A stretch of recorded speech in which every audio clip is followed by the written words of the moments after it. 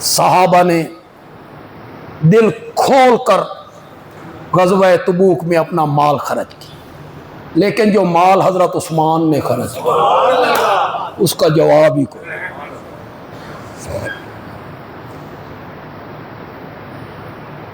میرے آقا نے اپیل کی، انہوں نے کہا 100 اونٹ، ماں ساز و سامان، کجاوی اور پالان، 100 اونٹ میں دوں گا۔ میں بیان کر لیا، تسی سن لیا۔ 100 اونٹ کتنے کے ہوں گے؟ ہوں گے میرے خیال ہے 15-20 ہزار دے۔ ذرا کرو نا اندازہ، لگاؤ نا قیمت ذرا۔ دولت رب نے دی ہے، تاجر بندہ ہے، خرچ کیسے کر رہا ہے؟ میرے نبی نے اپیل جاری رکھی، حضرت عثمان سامنے آئے، فرمایا 100 اونٹ اور ماں ساز و سامان۔ ضرورت زیادہ تھی، میرے نبی نے اپیل جاری رکھی، حضرت عثمان پھر کھڑے ہو گئے، یا رسول اللہ 100 اونٹ اور ماں ساز و سامان میں دوں گا، 1000 دینار، 5.5 کلو سونا بنتا ہے۔ سن دیو کہ کوئی نہیں سن دے؟ نہیں سن رہے ہو؟ 1000 دینار، 5.5 کلو سونا اور 19.5 کلو چاندی حضرت عثمان نے میرے نبی کے قدموں میں آ کے نچھاور کر دی۔ باتیں بنانی آسان ہے، یہ اسلام کی نشو و نما، کفار کے خلاف جہاد، اس کے لیے یہ مالی تعاون جو لوگ کر رہے ہیں، یہ منافق تھے سارے؟ انہوں نے اوپر سے کلمہ پڑھا تھا؟ کسی کی گمراہ کن باتوں میں مت آئیے۔ نوجوانوں، میں بڑی مدت سے تمہاری ذہن سازی کر رہا ہوں، صحابہ کی جو خدمات ہیں، خدا کی قسم بندہ حیران ہوتا ہے، حیران۔ حضرت عبد الرحمن ابن عوف نے 29.5 کلو چاندی میرے نبی کے قدموں میں نچھاور کی تھی۔ ان کے گھر میں سونے اور چاندی کی اینٹیں نکروں میں، قطاروں میں لگی ہوتی تھی۔ جس انصاری کا انہیں بھائی بنایا گیا نا، اور وہ انصاری کیا کرتا تھا؟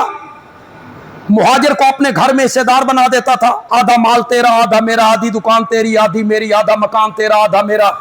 عبد الرحمن ابن عوف کا جو بھائی بنا وہ اپنے گھر لے جانے لگا تو حضرت عبد الرحمن ابن عوف نے فرمایا منڈی درا بکھا،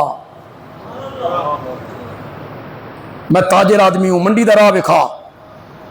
وہ تاجر آدمی تھے، کلو کے حساب سے چاندی، سونا، غزوہ تبوک میں انہوں نے میرے نبی کے قدموں میں نچھاور کر دیا۔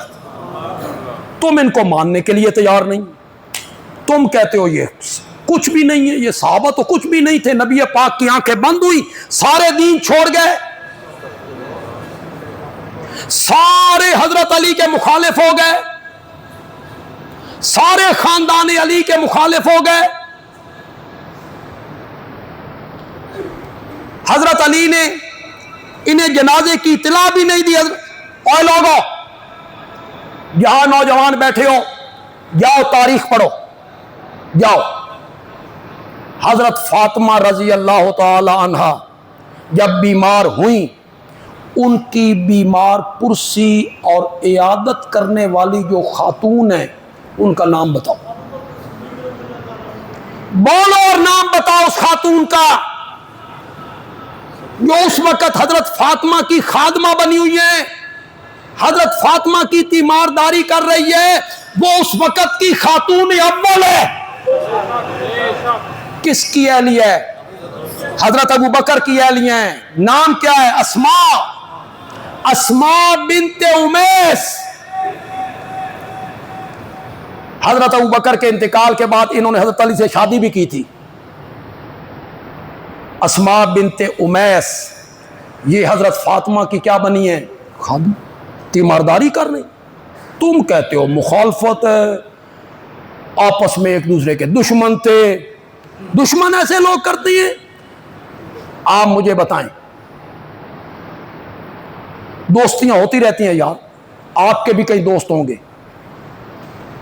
گہرے دوست بھی ہوں گے آپ کے، بالکل بھائی بنے ہوں گے، گھر جیسے تعلقات ہوں گے، لیکن ایسی دوستی تو بتاؤ نا کہ دوست کی بیوی بیمار ہو اور بندہ اپنی بیوی کو اس کے گھر بھیجے کہ میرے دوست کی بیوی بیمار ہے، تم اس کی جا کے خدمت کرو، تیمارداری کرو۔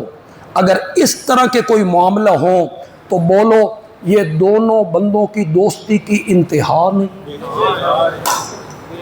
انتہا نہیں ہے دوستی کی۔ دوستیاں تو آج بھی ہیں، گہری سے گہری دوستیاں لوگوں کی ہیں، لیکن اس حد تک کون جاتا ہے